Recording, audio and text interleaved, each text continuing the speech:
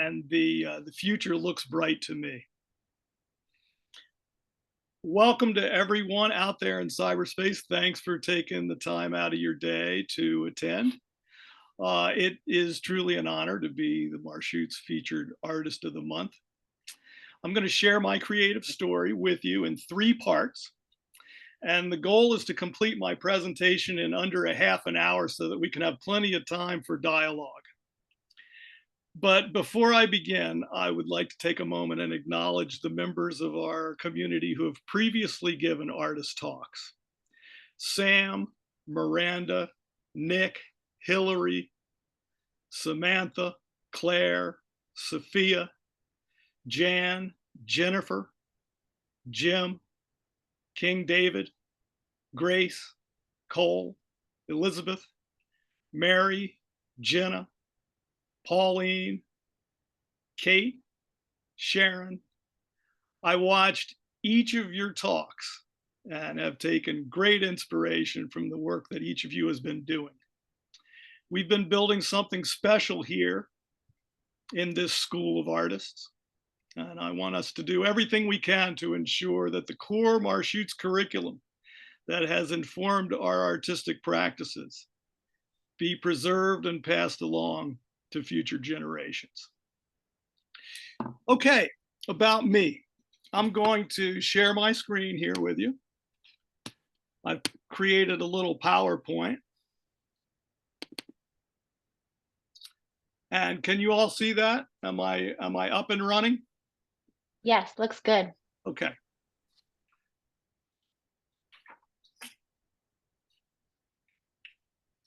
My mom was an artist. My grandmother was an artist. So my first source of artistic inspiration came from my immediate family.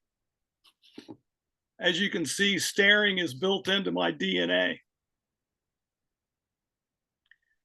I hit the jackpot in the Loving Parents lottery.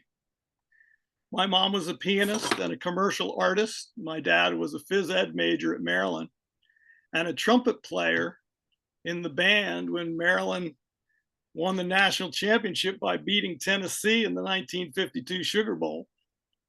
As a Presbyterian minister for 40 years, he was known as the Runnin' Rev.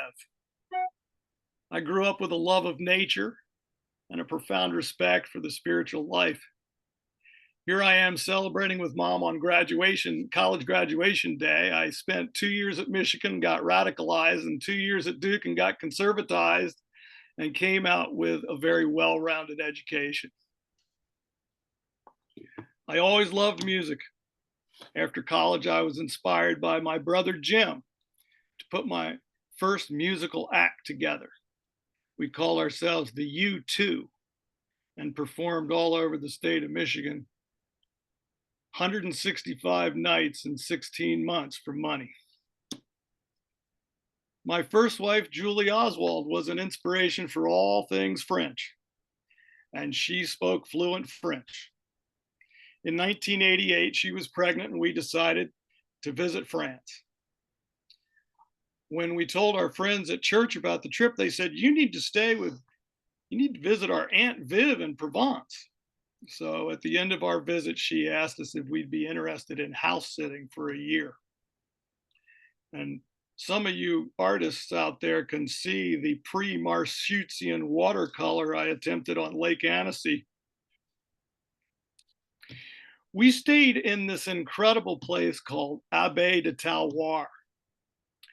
And I had never eaten a meal like that in my entire life. So I discovered that France was indeed a feast for the senses. I didn't speak French, and I was afraid to move to France. I was database programming on consulting jobs up and down the East Coast. I'd been offered a promotion. Finally, I decided to let go of anxiety and embrace the adventure and just do it. That's when my mom sent me an ad she saw in American Artist magazine for the Marchutz School.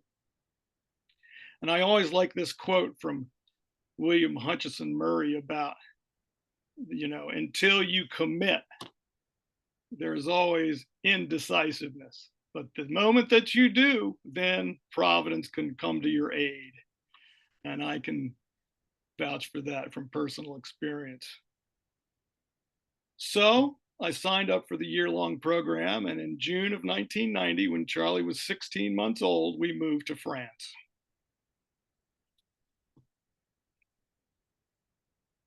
My first oil painting that September was a Cezanne copy. The Marchutz School, we painted every day. We worked in the landscape at Boricoy. We did portraiture and still life in the studio. I drove all around and took pictures and discovered my own places to paint. I began creating my own original compositions. I worked from the model in the studio. The sources of inspiration were everywhere. For those of you who may not know, this is a Chateau Vauvenargues, a place that apparently Picasso traded a watercolor for that chateau. It's good work if you can get it. How about that portrait of Michelle, Alan?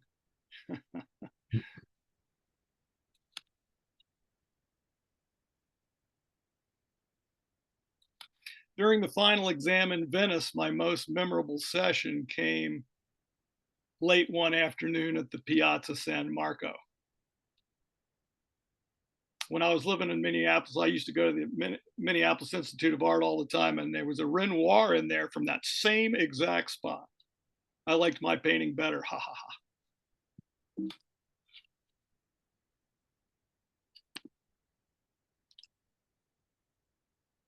I learned a lot during my year at the Marchutz School, and it stayed with me ever since. I spent my last day in Venice in contemplation, came to the understanding that everything had been set into motion. So what can I say about Alan Roberts, John Gasparich, and Jim Toad, the Marchutz faculty of 1990 and 91? Their insight, enthusiasm, energy, and inspiration were personally life-changing. The spirit of inquiry, the acceptance of mystery, the nurture of dialogue, the joy of group discovery. These were some of the elements. In critiques, they focused on what was incredible and articulated how and why it worked. In seminar and on field trips, there was laughter, there was solemnity, there was deep staring. And every individual in the group was valued and encouraged to contribute. Another lesson I took away from my year at Marchutz was how to be an effective teacher. At the end of the year, I was awarded the Leo Marchutz Memorial Prize for Outstanding Achievement. I love doing the creative work and also being a member of an authentic community of artists that cared for one another and the quality of the work that was produced. After my year at the Marchutz School, we visited Charlie's grandparents and great-grandparents that summer, and I kept painting.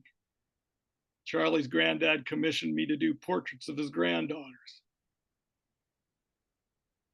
I had gone through a threshold of awareness.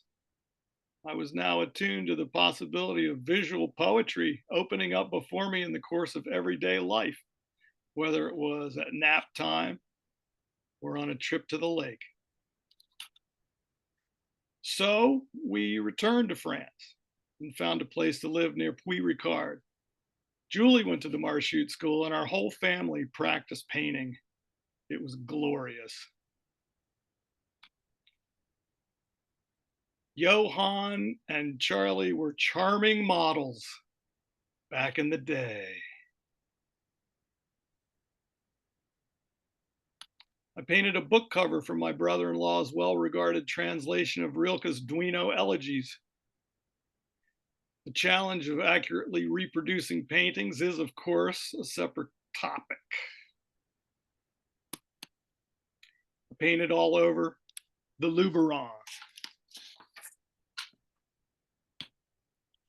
I painted a portrait of my buddy Patrice Clare, and he helped me navigate my way to staging a show in Pertuis.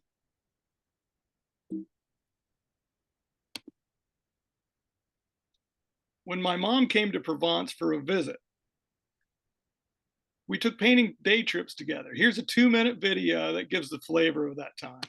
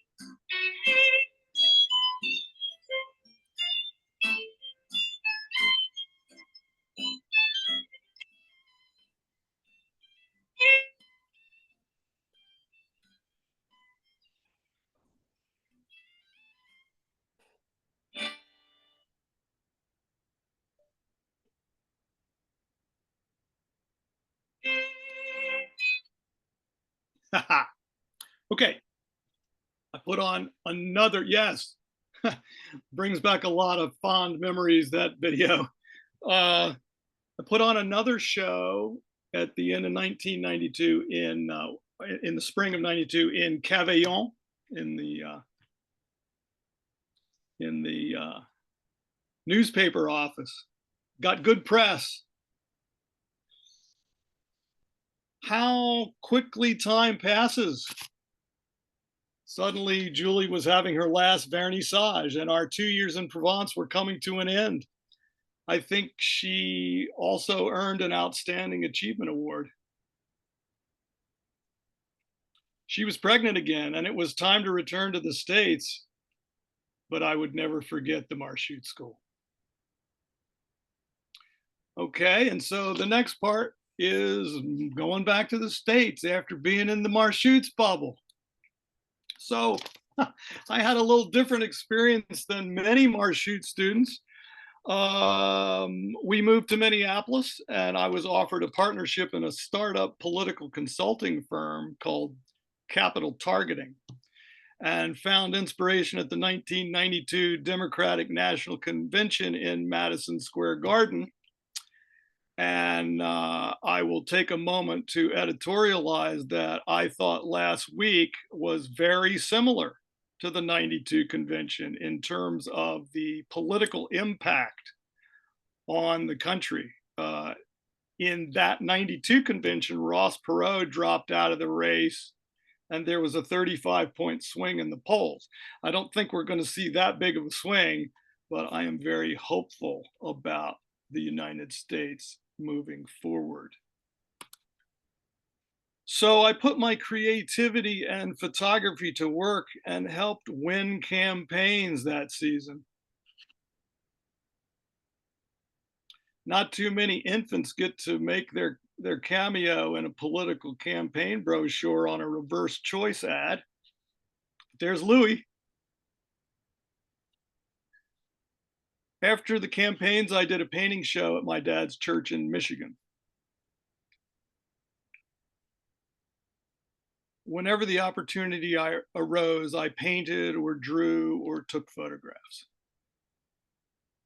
I modeled for Julie's art class at the International School of Minnesota and impersonated Claude Monet, extolling the virtues of oil painting to the kids.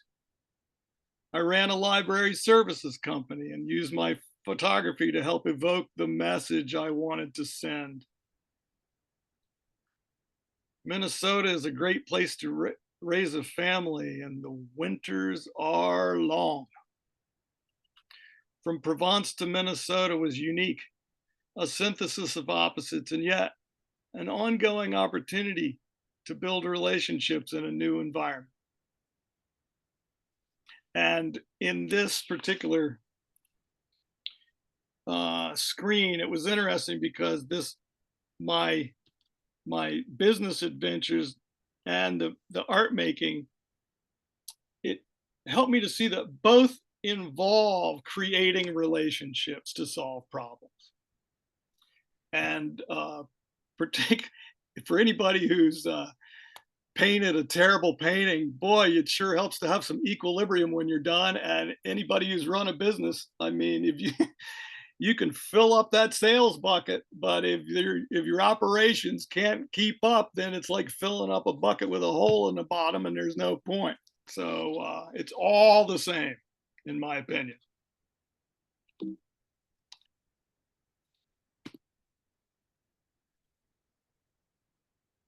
I discovered the Dakota Jazz Club and enjoyed drawing from the world-class musicians that came through.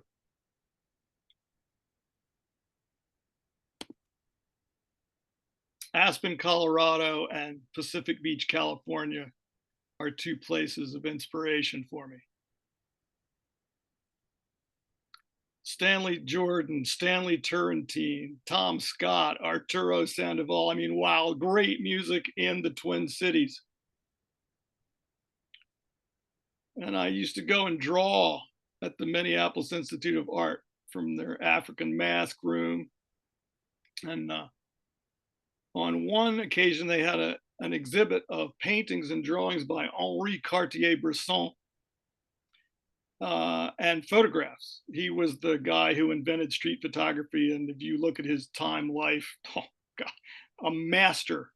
But anyway, very, very meaningful getting put onto that guy with my own eyes, and then reading about him later where he was just talking about the difference between taking a photograph and making a drawing is it's all the same, but when in your drawing you have to bring more of yourself to it.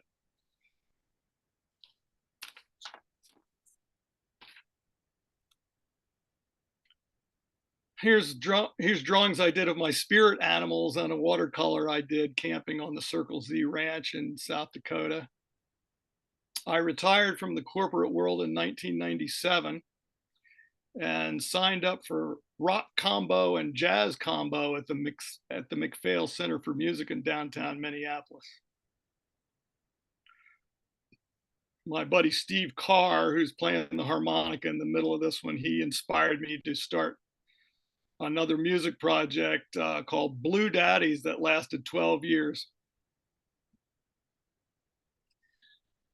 In 1999, after thinking about the Marchutz school every day for 7 years, I went back to the summer school and got the chance to live in Chateau Noir for a summer. This was still the era before cell phones. So I intentionally left my camera back in the States to better focus my energies on painting. And I remember Alan kept encouraging me to let go and let her rip.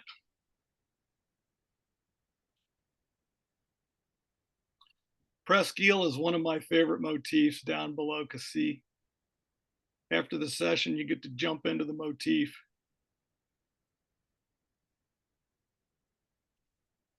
Every day I get to set up my oil paints under the Mont Saint Victoire is a happy day.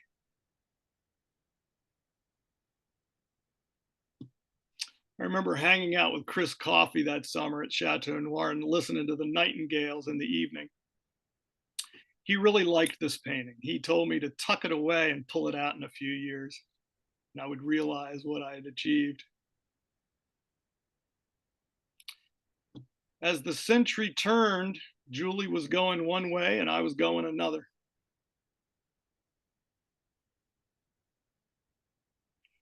I took an apartment in Pertuis and for a few years played bunches of gigs all over Provence with my French mates, the Blue Chips.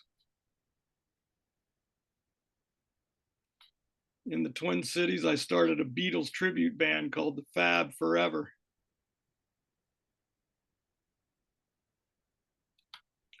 The village of Annecy became a favorite motif. At the dawn of the 21st century, I helped build a website for the Marchutz School and helped produce a marketing brochure. I remember setting up a regular conference call with Alan and Greg Wyatt, where we opened up the Giverny trip for a number of wonderful years. I was asked to join the board and have served on the Marchutz board of directors for at least 20 years now. Julie's Family Foundation and now the Common Fund have donated significant resources to help support the school's mission all along the way through thick and thin. Anyway, I took great comfort from my friends and extended family, French family, during this period as I made the conscious decision to travel the path of kindness and spiritual generosity. It was Karen Simon who encouraged me to be a private music teacher. A respected string teacher of many years, she put the word out to her student families in 2003. And I have been teaching happily and making my living teaching private music lessons ever since. Come to think of it, that's 21 years now. And we both got a waiting list here in St. Augustine. I just love working with people who want to become better players. Karen also inspired me to form another musical duet. We bought a house in uptown Minneapolis and we called ourselves the Uptown Duet. Our new neighbor in Uptown, Joan Griffith, was a guitar professor at the University of St. Thomas in St. Paul, Minnesota. And she promised me that if I audited her class, it would change my life. And I went for 7 semesters and she was right. I also grew the Blue Daddies to an 8-piece show band with a horn section, and we played a Blues Brothers tribute show for a couple of years. Watercolors have enabled me to record a visual diary during our canoe trips and travels through the West. Patrice introduced me to the Marciac Jazz Festival in Southwest France. One rainy mid-afternoon, I was playing my guitar in an empty tent when a Dixieland jazz band leader asked if they could join me. And sure enough, we attracted a crowd. And I also hit the mark on trumpet and sang duets with a blues singer from Britain. And that was a memorable day. I mean, the vendors were thanking me. That night, I rocked watercolors during the main acts under the big tent. We had Buddy Guy, we had Dee Dee Bridgewater, and Mark Sanchez on sax. In Minnesota, Indian summer is precious, and when and when Lake Superior completely freezes over, well, you know it's cold. From the redwood forest to the Gulf Stream waters, I've been creating images because it affirms my experience and brings me joy. When we went to Kauai in 2005, I brought my paints. Karen and I started our own nonprofit organization to teach our students and their friends how to play together in chamber orchestras and guitar ensembles. We called it Artistic Youth Ensembles of Minnesota, AIM. and our tagline was aiming for harmony. We did weekend rehearsals and end of semester concerts and area school performance tours and fundraising and 3 different trips to Florida and 1 trip to Iowa, and basically worked our tails off. It was an amazing 5-year chapter. I created a photography business, and my buddy Tom Hedberg, who's out there, he helped me create this calendar and market it. We marketed all over the state of Minnesota in the gas stations. In 2006, Karen and I got married. When we went camping in the Rockies and honeymooning in Aruba, I brought my paints. I directed the Lake Country School Band for several years, and the kids had a blast because I wrote and arranged to their playing strengths. You never know when the next inspiration is going to hit. Okay, part 3. In January 2010, we took our AIM kids to Florida for our 3rd performance tour, and we moved to St. Augustine at the end of March. The guy in the lower left, Jonathan May, was one of Karen's mentors, and when he died suddenly of a stroke, she became the artistic director of the Flagler Youth Orchestra in Palm Coast. It's a 300 kid after school program. And we did that for 3 years. We self-published her first novel in 2011. I was her editor, and we designed all the elements of the finished product together. When Coming To won a Florida Book Award, Karen was honored at the governor's mansion in Tallahassee. There she is between First Lady Ann Scott and former Governor and Senator Bob Graham. And there she is conducting at the Flagler Youth Orchestra. I would always come up at the end of each concert and rock out, and we would do a big boof at the end. They'd turn on the disco ball and everybody would go home happy.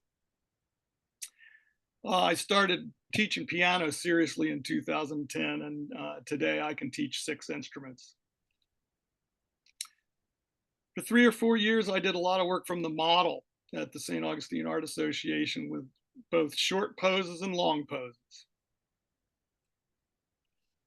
Capturing the essential gesture, of course, is easier said than done. Most of the time, less is more.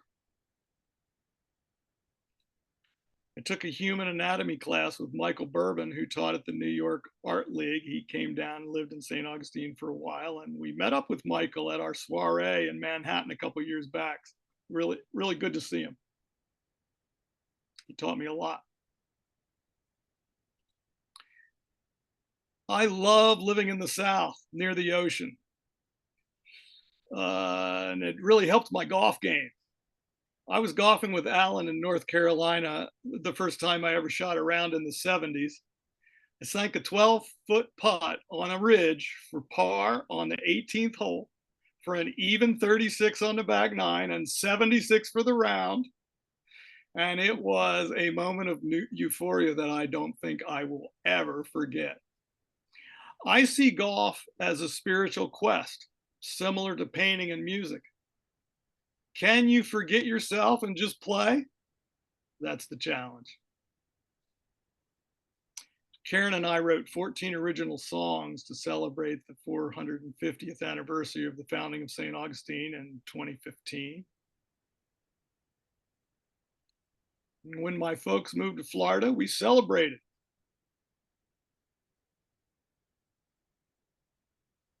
In 2016, I wrote a show called The People's Choice that celebrated the complete history of US presidential elections in an hour. I was a political science and history major, and so the US politics has always been an interesting topic for me. I want people to feel better about that election, give them some historical context. And if you see the show, you find out that they were pretty freaked out when Jefferson was president too.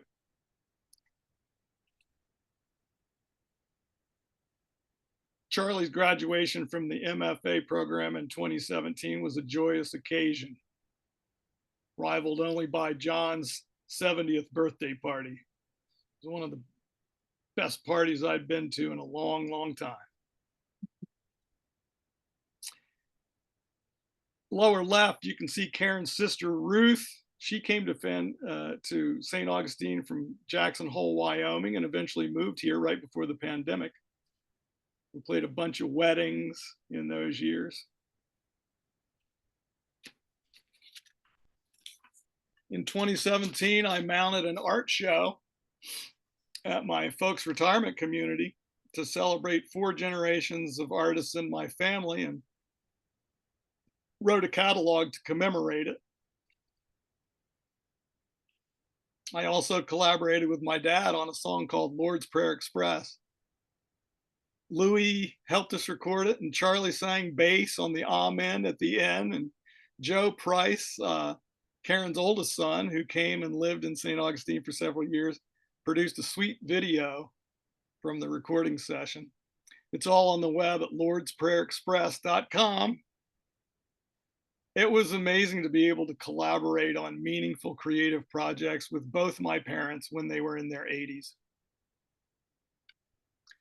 After 6 years of work, we self-published Karen's second novel, The Passion of Marta. And when it received public recognition, we were inspired to write more music, and so we penned 14 originals and recorded the songs of Marta. Over the last 3 or 4 years, I've maintained a sketchbook, drawing, and watercolor practice. All of my efforts are on site, in plein air, at the motif. I've never really been interested in a studio practice. In our travels to Charleston and Savannah, I paint. When we scout out Florida's most impressive live oaks, I paint. At a blues festival, I love to draw and paint. Sometimes I'm inspired to try and get at how the music makes me feel rather than how the musicians look playing it. And I've been exploring the St. Augustine Lighthouse as a motif for a couple years now. Here's one of the last things I've done. That was just a few weeks ago. These 4 quotes have been important to me. I'm just going to read them to you. Whatever things are true, whatever things are honest, whatever things are just, whatever things are pure, whatever things are lovely, whatever things are of good report.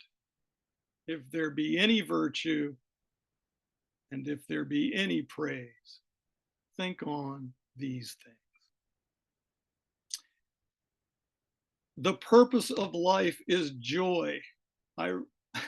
This is a little clipping from a Boy's Life magazine that I got when I was in Scouts, and it always stuck with me. Don't ask yourself what the world needs. Ask yourself what makes you come alive, and go do that, because what the world needs is people who have come alive. And my mantra in my music studio, protect the groove. That's a plaque that a student had made up for me because I kept telling him so many times.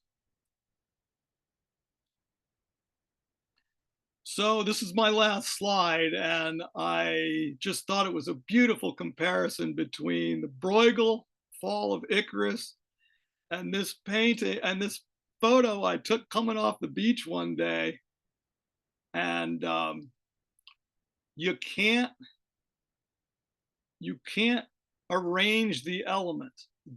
You just have to anticipate that they're going to come together, and when they do, you just have to grab it, and there it is. Life is once, forever. Yes, the end.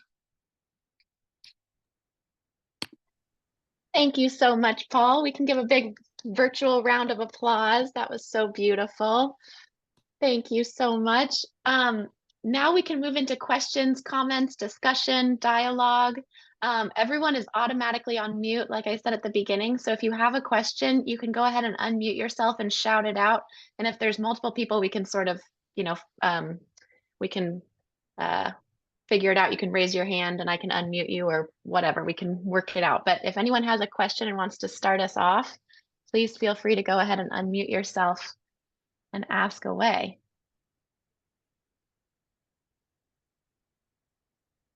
Any first questions out there? I can get us started.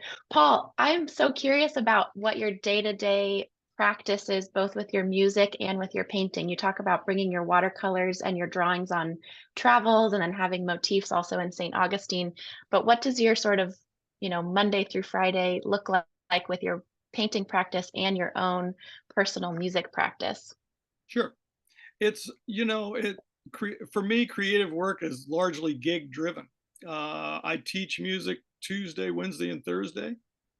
Mhm. So then we have another 4-day weekend. And Karen and I have been very careful about setting up our life so that it works for us. And,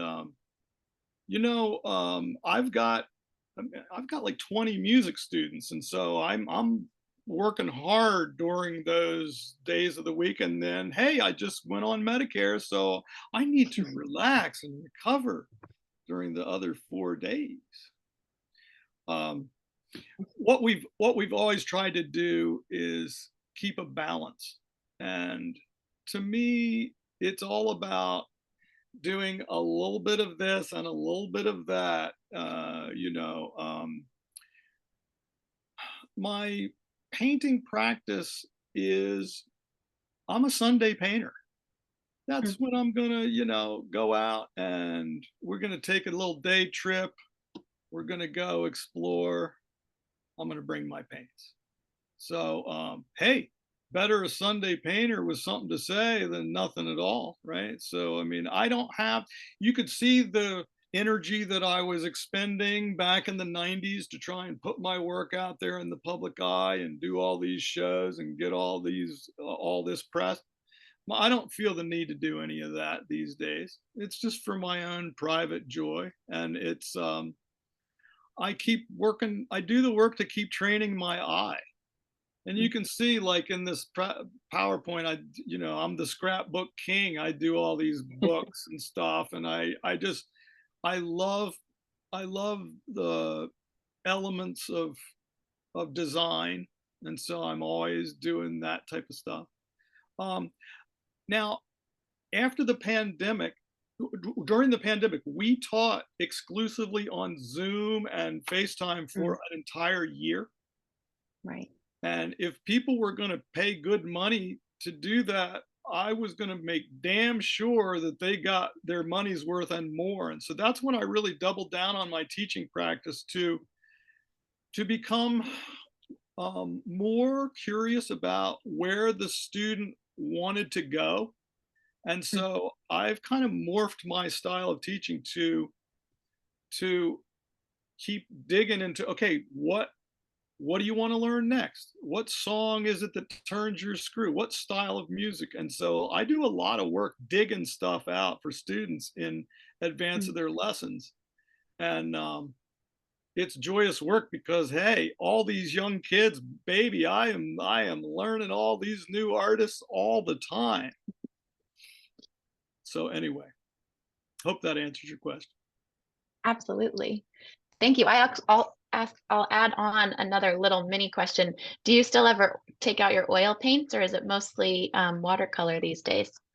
Actually, when my in the process of putting this together, I realized that I haven't done much oil painting, and yeah, I actually am aspiring to do that again because Cool. with the oils, hey, let it dry. You got a second chance if you need it. Not so much with watercolors. One time, Right. one chance. Uh, Totally. but I do love the fact that you can get more richness of color in the oils. Mm, And so the watercolors are, pastel watercolor. Um, I do want to get them back out. It has to be in winter because it's hot. It's hot down here, baby. Totally. Another thing that I would say is put a lot of energy into our Karen and I are now the island duet. Put a lot of energy into our duet, Mm, and the constant challenge of staying current with new technologies. We recently, 3 years it's been, we purchased these iPad Pros and these foot pedals, and I spent, I swear to God, 30 months creating PDFs of our entire, we hundreds and hundreds and hundreds of songs that we play. right. And so now those are portable, and we can just take the iPad to Europe, and it's no problem. We got our entire repertoire. I can bring all Amazing. my teaching materials on my iPad. So if you do the work with this technology, it can really help you. And so I've been doing that, and we have this steady gig that we play for this retirement community. It's a white tablecloth dinner setting, and been morphing from Beatles to you know Frank Sinatra, and uh, you know, so it's kind of funny. God, Frank Sinatra sang some great songs. Thank you so much. I'm going to read a question. I just got one from one of our dear summer students, Lauren Strayer. She said she's in the quiet car on the train, so she's going to drop her question here in the chat. So I'm going to read it out to you, Paul. She says, "Paul, your artistic journey seems to be rooted in place and in the places you lived and traveled. I'm curious how you think about the influence of a location on your painting and your music." That's a great question. My conception of the life well lived is being in the place where you want to be, doing the work that you want to do with the people you want to be with on purpose. So, what else can you do but paint about your place? It's very rooted in that. And it's a way of contemplating that place and participating in that place and confirming your life in that place. So, heck yeah. I've Thank got you. a comment, not a question, if I may. Please. My name's Peter Simon. Most of you don't know me. I'm Karen's brother and Paul's brother-in-law. That life story was inspiring to me. I'm not an artist at all, but I'm glad that there are people like you around. And like you said, I think that is a life well lived, and I'm glad that you're around. I'm glad that you're around my sister. Thanks, Pete. Oh, sweet. Other questions, comments for Paul? Yeah, my name's Tom Mitchell, and Paul, thank you for telling the folks that you love being with younger piano students.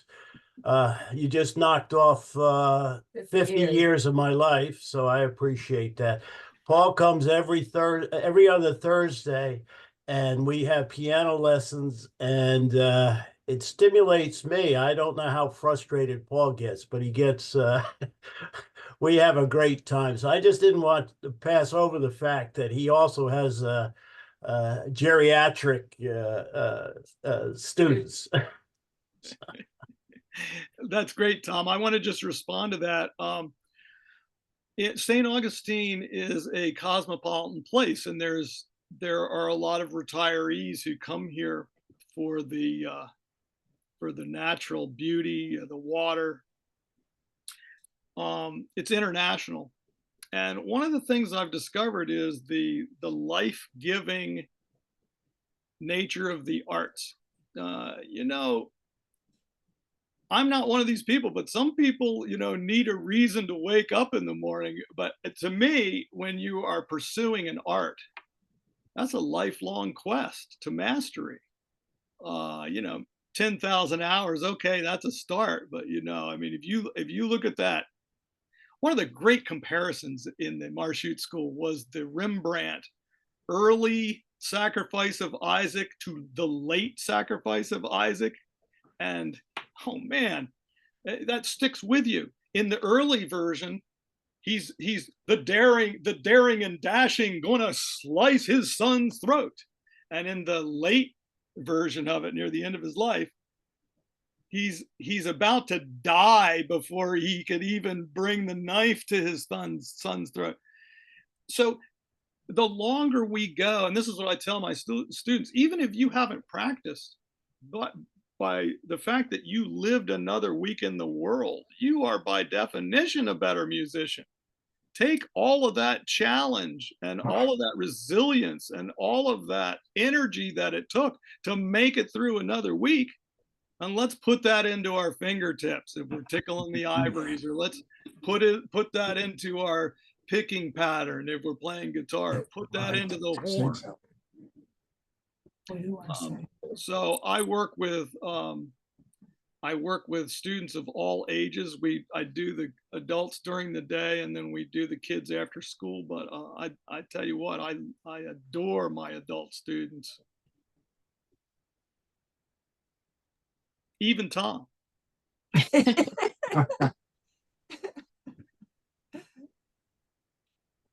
Other comments or questions for Paul? Can you hear us, Norse and Eve? Yes, we can. Paul, one word. Wow. And I have seen what you've said in action, and it's quite impressive to see you sketching and creating art on the spot in the wild. I do have a question.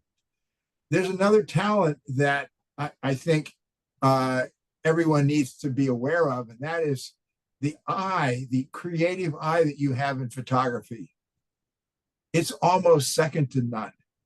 And I've seen it over and over and again. Are you pushing photography somewhere in this equation in your artistic world? Yeah, that's a good question, Norse.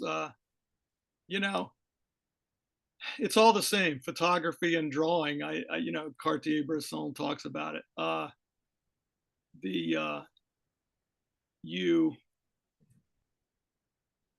You're looking for elements that rhyme, elements that have poetry, elements that spark, elements that participate in the divine spark. And so, yeah, I'm always doing that, and I'm always interested in that. That's how you know. That's a way that I can go through my experience. But you've been there. We've been on some trips together, and some days trips and some fun trips, and you just never know where that next picture is coming from. It's in every day. It's available every single day. I can tell you there's a component to that has struck me, and that is that if you had your paints and whatever you want to take to the field to create and sit down, if you're moving a lot and you don't have time for that, photography fills in a niche here. Sure. And it seems to be an incredibly artistic niche. And I can see it in every image that we look at later. And it's like nothing short of wow. Well, everyone should have a friend like Norse and Eve. Thank you, sir. I appreciate you. Van Gogh is one of my all-time heroes.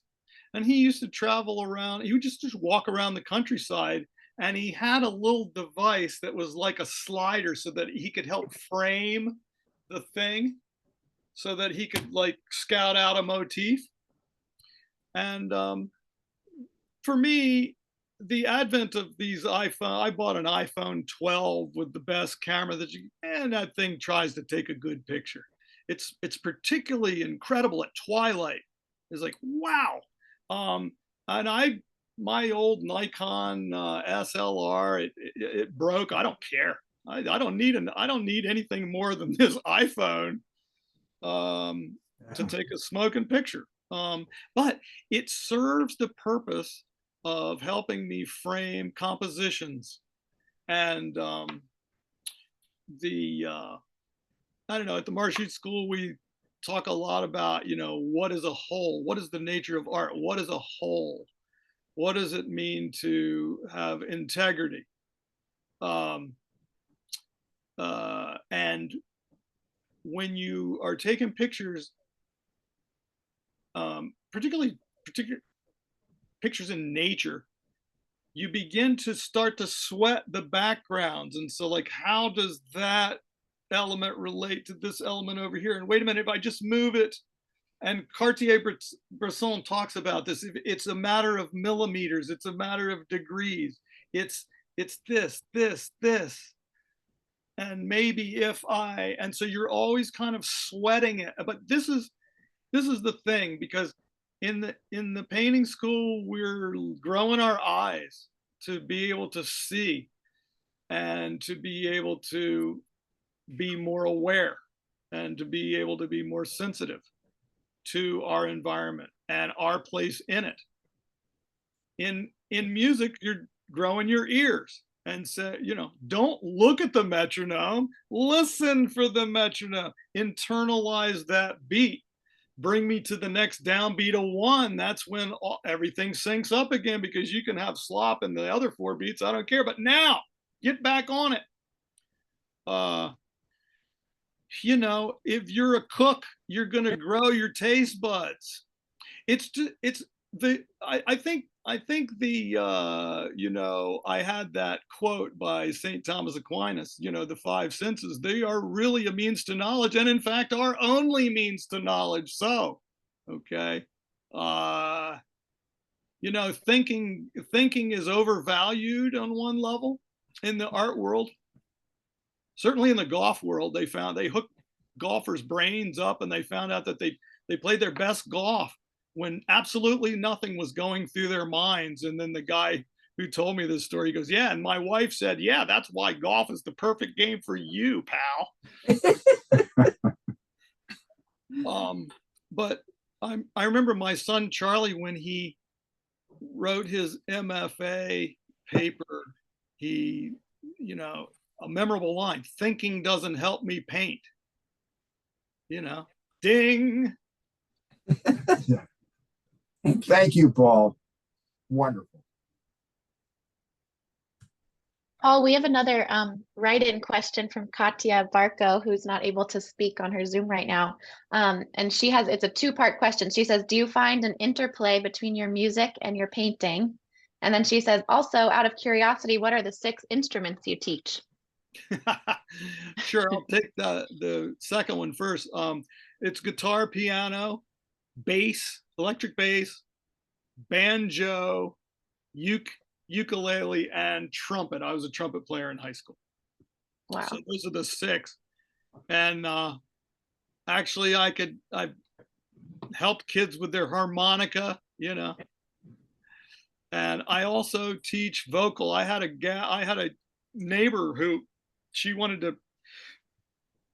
had been to see Wicked up in New York, and she wanted to learn Wicked. Amazing piece of music. Stephen Schwartz, he's the guy who wrote Godspell, a very important musical for me when I was growing up. It totally turned me on. And then this same guy wrote this Wicked. And so I bought this she's a guitar player, and I bought this little book. And each one of these songs in Wicked has about 35 chords. So she learned a whole heck of a lot, but she wanted to sing along with it, and she really wasn't very strongly on pitch. And so I worked with her to, okay, you have to focus on the pitch before you can sing it. And then, here it is on guitar. So this is the note, me, me, me, me. And over the course of a year, she went from like, oh my God, she's singing, to like, wow, that was awesome. Okay. And so so anyway, 6 instruments plus a little harmonica and plus a vocal. I worked that in there.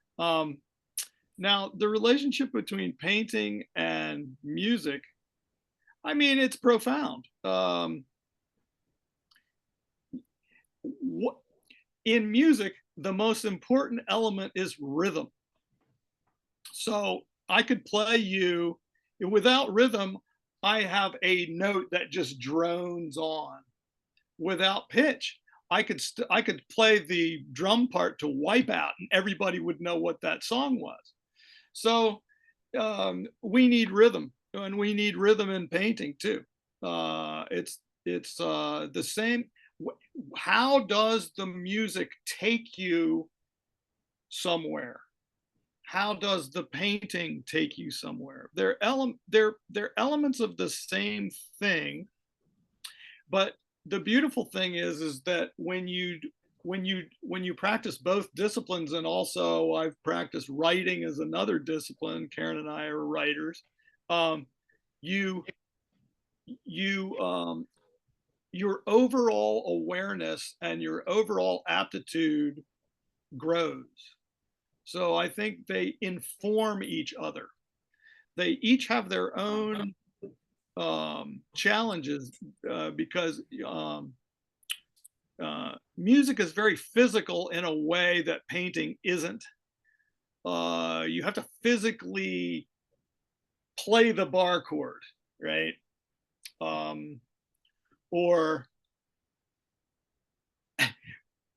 play an arpeggio, 16th note arpeggio at a high speed. I mean, it's physical, and some people can't do it. I've discovered everybody's physiognomy is just a little bit different. And so what I'm trying to do in my teaching practice is I do a lot of arranging and composing for students. I'll rearrange a piece based on their physiognomy so that they can sound good when what's being called for in the original score is beyond them. Yeah, but I love doing both. And multiple instruments is impressive, is important too, because if I'm stuck, if I'm halfway through writing a song and I'm stuck, I'm gonna go sit down on piano and try it for a few bars on piano. Take a half hour and work it out on piano, and invariably I come up with a new idea. Or if it's a piano song and I'm stuck, I go bring it back to guitar and just like focus on, okay, how can we just get the groove train going on this thing? But if you're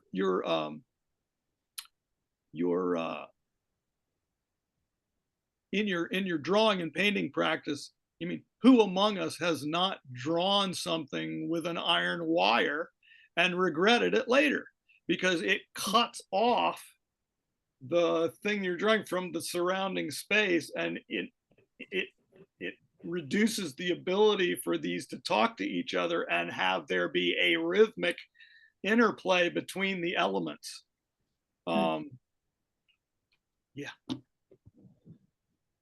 Thank you. Other comments and questions for Paul? Yeah, Alan, go ahead. You just have to unmute yourself. Hey, Paul. Yeah. Wow. Beautiful presentation. Incredible. You and Karen have an incredible life in the arts on a lot of different levels. And I was just sitting here thinking how incredibly committed you are as a board member to the Leo Marchutz School of Painting and Drawing. With all of this stuff that you're doing, you have this incredible particular life in the arts that sounds really, really busy. And I'm just wondering, why would you be a board member of the Leo? What is it about the Leo Marchutz School of Painting and Drawing and that you're a board member now? How does that connect to your particular life as an artist? I mean, why would you do this? You seem so busy, you two. Why would you give yourself over to trying to keep this educational program going? How does that relate to your artistic life, or why do you do that? Because you're incredibly committed to that, but you have this beautiful personal artistic life that seems incredibly full without that. You see what I mean? It's very interesting to me. Oh, it's a beautiful question. I was, you know how a creative project is. You're always thinking of one more thing that you wanted to put into it, and I wanted to add one more picture, but I couldn't fit it in this morning, and that was when I was I had my apartment in Pertuis, and I would bring the boys over every summer and make them go through Dad's boot camp, Dad's Provence art boot camp. And all right, we're going to the motif, and you little schmucks are gonna paint. I mean, no, it wasn't like that. It was loving, it was joyous, but it gets at the answer to your question, is that you've got to pass this along. You know, everyone has been given what they've been given. And John said it best: you don't know what you have till you try, till you immerse yourself. And I love seeing the spark in a person who comes alive through artistic practice. It is one of the joys of my life. Mm. And because I went to this school, it changed my life. It changed the trajectory. It changed the way I thought about my life. Now, I was always ingrained from a small child. I mean, we used to look for pieces of wood that grandmother could carve a bird and put it on. I mean, I was always that person. But it gave me a set of tools and put me through a threshold to where it's a kind of a profound thing. So in my teaching practice, let's put it this way: it is alarming what kids don't know. Full stop. I'm going to do everything in my power, from the catbird seat that I've carefully perched myself on, to make sure that I share that so that others can have it too. If there's one example that just angers me to the core, it's just like, take a guy like Clarence Thomas. He makes sure that he closes the door behind him. Okay? That is nonsense. That is not what authentic human beings do. Let us raise people up so that they can participate in the good life too. And that's what I want to do. I made sure that, my boys understood that they lived in an international world, and that, that art making was one of the highest forms of self-actualization.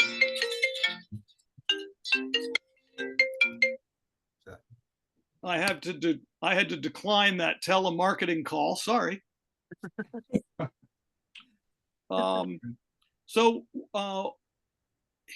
the core teaching of looking deeply into the natural world, painting and drawing every day, learning by doing, finding your own way through your own practice. Nobody can tell you what to do. Nobody can teach you how to do it. You got to do it for yourself. I mean, this is the beautiful thing. As a music teacher, I'm a guide, but you can lead the horse to water. You can't make the horse drink.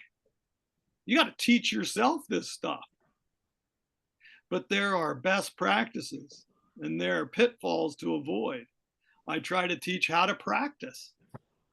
In music, you put on a metronome and you establish a tempo and you play your piece. And can you play that flawlessly without skipping a beat? Then bravo, you're the one.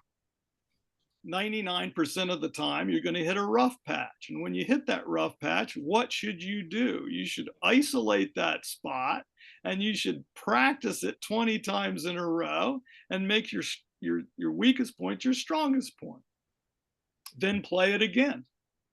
And then you've gotten somewhere. Well, that's the same. Pick any human endeavor, whether it's public speaking, get yourself out there. We have a friend, she was afraid of public speaking. She went to Toastmasters to do the thing that she was afraid of doing again and again and again. It makes us it makes us calmer. It makes us more relaxed. But I am not going to let I'm not going to let this school go by the wayside. It's meant too much. It's meant too much to me personally. And oh, here's a perfect example. Our wonderful Florida governor has decided by hook or crook that he's just going to take and build a 350 room hotel and a pickleball court and a golf course up here in Anastasia Island State Park without any input from the local community. Well, you know, as Flannery O'Connor would say, well, that just goes to show you what some people would do. Mhm. And it is more important than ever that we have a place where you can authentically learn how to look more deeply into the world and more deeply into the history of art and find your place in it. And one of the things you say, I'm busy. One of the things that I've learned living 14 years by the ocean is to relax and to embrace the gestation period between projects. And that's what we have been doing. My mom said it best, old age is not for wimps, right? You have to find a way to keep a twinkle in your eye and a smile on your face as the years go by. And so that means teaching others, giving it to others, serving others. I could not be prouder of the work that this independent Marchutz school is doing. And I look forward to the day when y'all can get paid for what you're doing, because the work you're doing is valuable. And it should be compensated. Someday that's going to happen. I find it interesting that you used a lot of political sort of societal images, you know, in terms of how what we do in the school can affect different things. You weren't just talking about, you know, how to make a good song or how to make a good painting, but you started talking about the Florida governor. I think that's actually part of kind of what we're trying to do too, is in terms of this art process, sort of get people to relate to one another in a better way at the same time that they're finding themselves as an artist. You know, take me to the place of joy. Right. Take me to the place of laughter.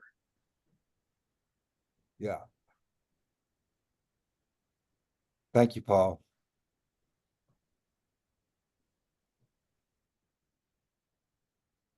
More I've got a comments quick or question. questions? Oh yeah, go ahead. Yeah, hi Paul. Thanks so much. This is a really nice talk. It's nice to see my buddies Louie and Charlie represented in your talk as well. That was a treat. I was, as you talked about the similarities and differences in music and the visual arts, I was curious what your thoughts are on, you know, music is often so collaborative, where you're working with other artists, and it certainly has been in your particular career. But art and as you also say, and might add, golf are kind of a solitary thing. You might be playing with someone else or painting next to someone else, but the pursuit of what you're going after is more solitary, I'll say. Do you ever find that to be a sharp distinction, or is it kind of the same activity whether you're working with others in music or sitting alone painting your motif? Oh, it's a great question. You know,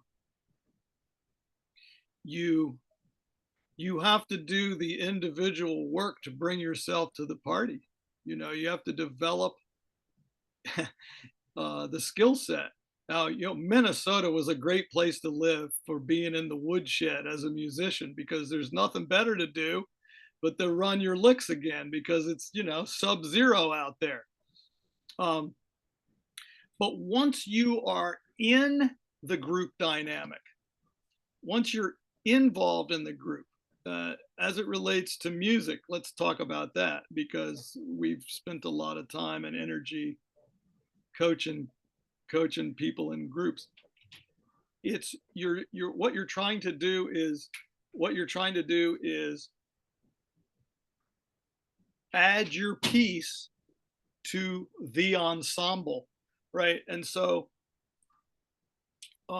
we talk about it in the school with the Dante, you know, a single flame. It's one thing. And I remember when I had my Blue Daddies project, at the beginning, it was about 50% joyous and 50% pain. And by the end, after 12 years, it was mostly joyous, because we had understood that you had to like you had to be subservient to the whole. So it's just, we're trying to create one thing, and when everything is clicking on all cylinders, then you're in the bubble.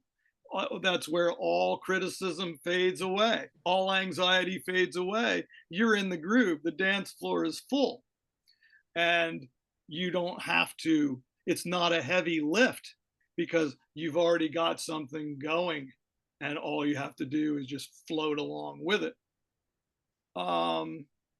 If you look at golfers, golfers go in and out of phase. We all do. It's rhythmic, it's biorhythmic, it's there's no rhyme or reason to this. I remember when I broke into the 70s with Alan, I didn't do it again until 6 months again. 6 months went by. I was like, where did that go? I had it and I lost it. And so on the individual level, you're trying to develop consistency.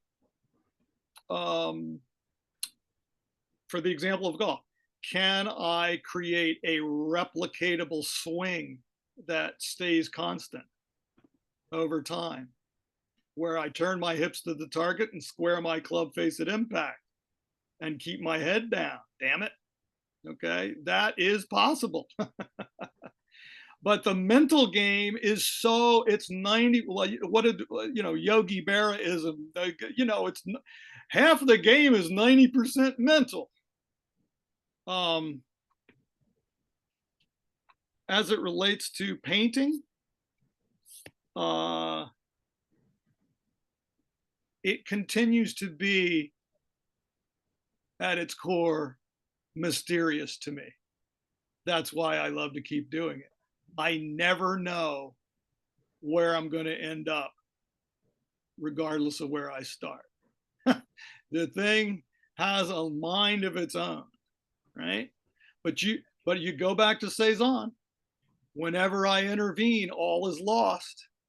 So you've got to get yourself out of the way, right? You got to be fully. You got to get yourself out of. You got to be fully within yourself, but you got to get yourself out of the way and do the work. And I remember when I was in my year in the Marchutz school, I would go out in the landscape. I would just say a prayer. Let me be a vessel. Okay, let me be a vessel, and then just see what happens. See what's going to happen next. And it's funny because, like, you know, what's your batting average of attempted paintings to successful paintings?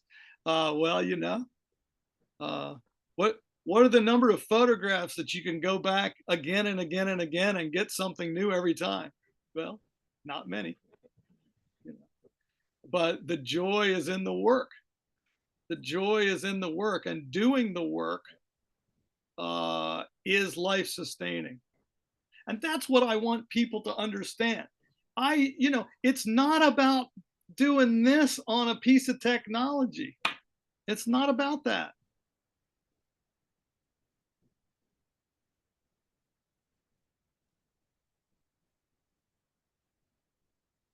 Thank you, Paul. Other questions or comments for Paul? We're a little ways past the hour, so we could wrap up here. If there's one last comment or question, we can do that. Well, let's give a big round of applause to Paul. Thank you so much, Paul, for spending so much time preparing such a beautiful presentation. It was so wonderful to see all of your work and your music and your different endeavors over the years. We're so grateful for you as part of our board and also for putting in the time to be our artist this month. Thank you so much. And thank you all of you for joining today. It's been so fun to see all of you and to see some new faces and some, well, not necessarily old ones, but some familiar ones, I should say. Thank you, everyone, and we will talk to you soon. I just want And to go ahead, give Paul. a shout out. I just saw my buddy Patrice Claire from Riez, France, just came on, and it's a shame, but like, well, I'll make sure that he watches the video. Yes, I was going to add too that I'm going to be sending out a little follow-up email to all of you, and this is recorded, so I will make sure you all have the link to the recording if you want to share it with your communities. That is always encouraged. Thank you, everybody, and thank you, Paul. Thank you so much, everybody. Thanks, Paul. Take care. Thanks, Paul. Beautiful. Bye-bye. So beautiful. Thanks, everybody. Bye, Rose. Bye. Talk to you all Bye, soon. Take everyone. care. Ciao. Bye.